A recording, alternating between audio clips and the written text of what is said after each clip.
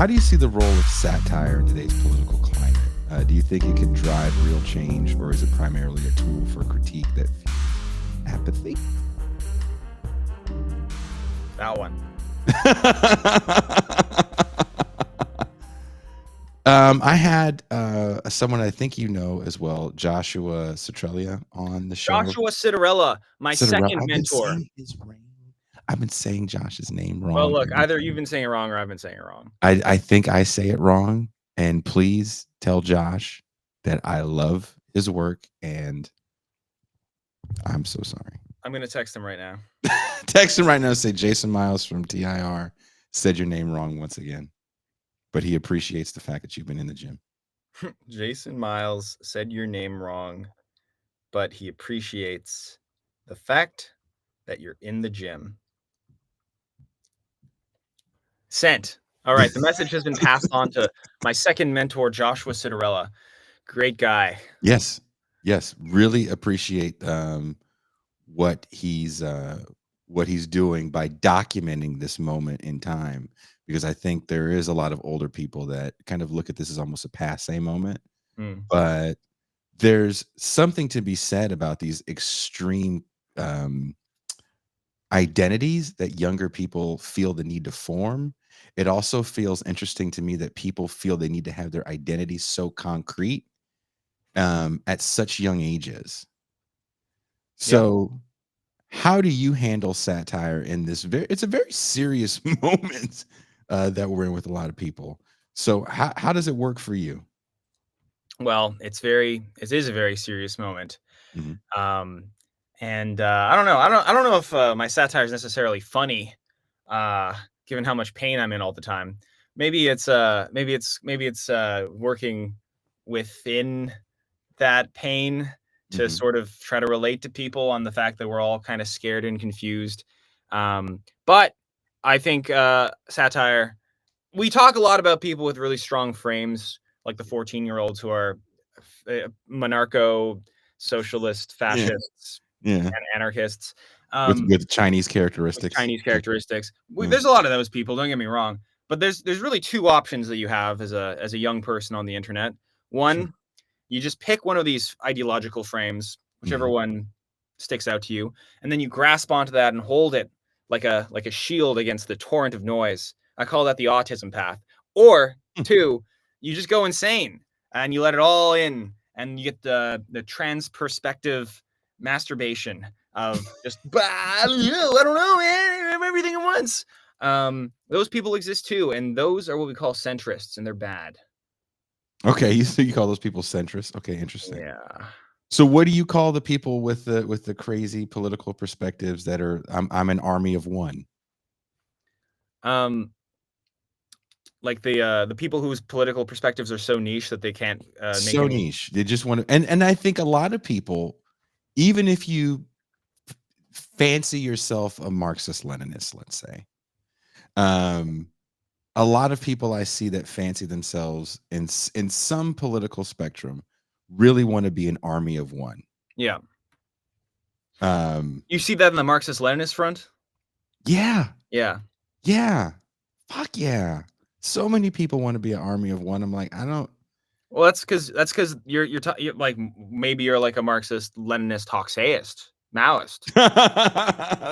That's what it is. Okay. Or maybe you're part of Juche Gang. Juche Gang. That's the North Korea one.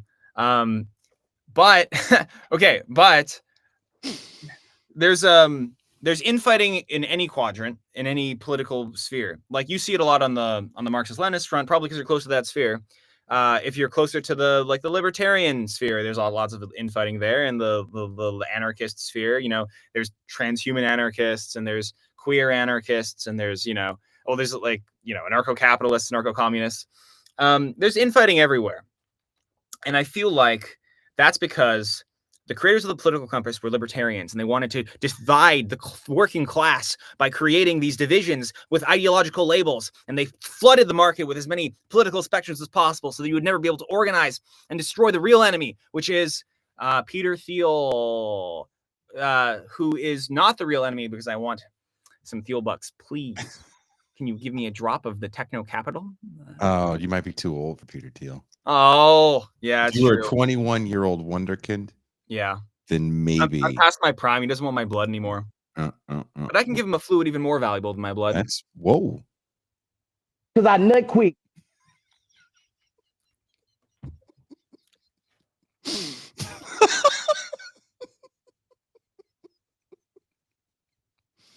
You still there? Yeah, there's a lot of drops on this soundboard. There's a lot of drops. What are the more absurd aspects of modern political discourse that you feel compelled to address through your work?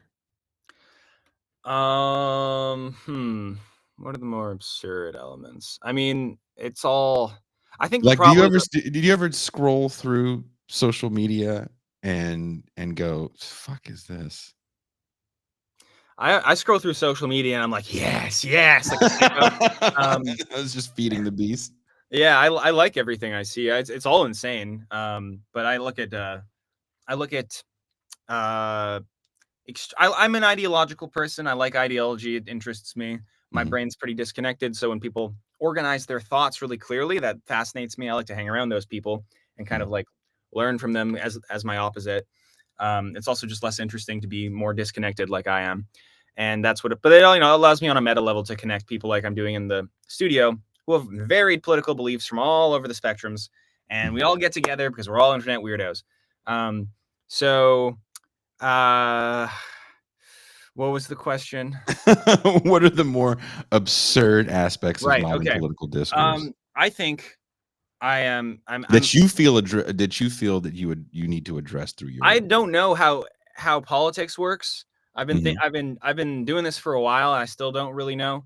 I did Mhm. some canvassing for Jamal Bowman like a couple months ago in the states. Oh, word. That was just an attempt to try to understand how politics works, and from what I understand, Uh-huh. pretty boring. Like actual politics, Yeah. you go knock on doors and shit. Boring. I don't see how that's gonna get views for my YouTube channel. So yeah, I think there's this I think the main absurd thing for me is like I don't understand how anyone does stuff or how anything works. And I've been trying to figure that out for Mm. like 5 years, and I still don't really feel like I get it. And so let's go back to this canvassing thing. So you're going canvassing for Jamal Bowman. That's a Yeah, hard job. That means you're knocking on doors for yeah, people that don't want you to knock on their door, right? yeah, Um, and generally you're going to be met with a little bit of animosity. Sometimes you'll have conversations with people. Um, and the interactions you have with people is probably like what 1 out of 10 doors you're actually talking to somebody. And out of those 1 out of 10, maybe 10% of those are going to be decent conversations. yeah. Of the decent conversations you had, did you feel you were talking to people that were already going to vote for Bowman? Did people not know about this election? Was that a common theme? Mm. And when you were met with animosity, um, was your reaction shock, or was your reaction to go into your rebuttals that they give you? Um, I was doing this a little idiosyncratically in the sense that I didn't really do any research about Jamal Bowman before I started canvassing for him. I just sort of made up a bunch of positions in my head. I knew that he was the most anti-Israel candidate, so that's why I was there, and I was really playing into that because I was around a bunch of progressives. So I would always be like, okay, this guy wants to destroy Israel. That's what I'm going into this door knocking situation with that. And then Okay. when I was talking to all these boomers and I was saying I didn't go off. I'm not very good at following instructions. So I was Mhm. like, he wants to destroy Israel, yada yada. You And were then telling people that, so you're the reason why he lost. I might have contributed. I might have lost like 5 to 10 votes. I was definitely look. I was a net negative. Let's just say that. But Did they know you? Did they know you as a YouTube person, or you just went there they as your invited real me name? down as a YouTube person, Oh, so really, really? it's on them.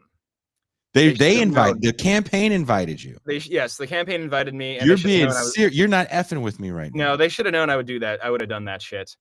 So for you, was it more of, and I would be as honest as you feel you can be.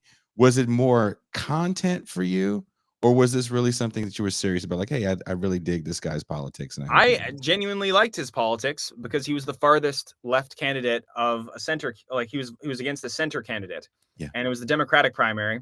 And I'm an anti-centrist, so I believe that I would do the same thing for a far right guy if he was running against a centrist status quo neoliberal. So, yes, I would say it was a learning experience first and foremost. And I actually wasn't even going to go, but my mentors suggested I go. So that was what tipped me off because they were like, "You should probably learn how politics works."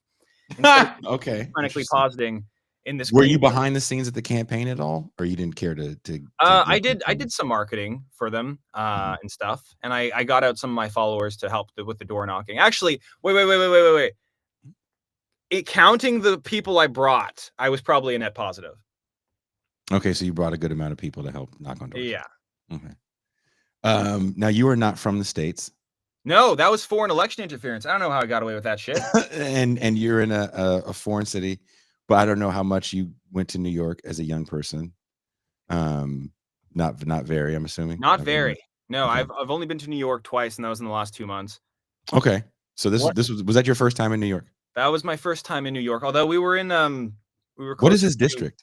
We were closer to Yonkers. We were in Yonkers. Okay. Yeah. Interesting. Yeah. All right. So you're in Yonkers, and you've never been to New York before. Oh wow, this is really interesting. And you're knocking on doors for Jamal Bowman. What was the common thing that people said to you? A lot of people were like, "Oh, I'm familiar with Jamal's record, and I'm not interested." Yada yada. I don't know. Some people were like, "I'm already voting for him." Some people were like, the vast majority of people just didn't want to talk and didn't open the door. That's just how it goes. Do you think there's a difference where you're from? The only campaigning or political action I've done in Canada is when I was running for mayor of Ottawa on an Ottawa wall strategy, where I was going to build a big wall around Ottawa and give everybody a universal basic government job. And what is the basic government job that they you just get a stupid job where you shuffle around papers for an hour a day and you get paid for 8 hours. That's what everyone in that town does anyway. So I figure, everyone should be entitled to that job. Anyway, I did door knocking for that too, and I gave that pitch. And of all the doors I knocked, there was one woman who said she was going to vote for me. So when you were running for office, how much of it was a Andy Kaufman-esque gag, and how much of it was like, no, I seriously want to win? Well, I did want to win, and I did win, but they stole the election from me, the deep state. So I did win, and I crowned myself the anarcho monarch of Ottawa afterwards. The anarcho monarch, you said? Yes, unofficial, but the king. And sometimes people stop me on the street and they're like, "You're my mayor," when I'm in Ottawa. But yeah, I was like, obviously it was partially an Andy Kaufman thing. Although I'm fairly serious about my jokes. I can't remember the last time I told a joke that was just a joke. So yeah, there's always a sort of neurotic reality to whatever I'm doing.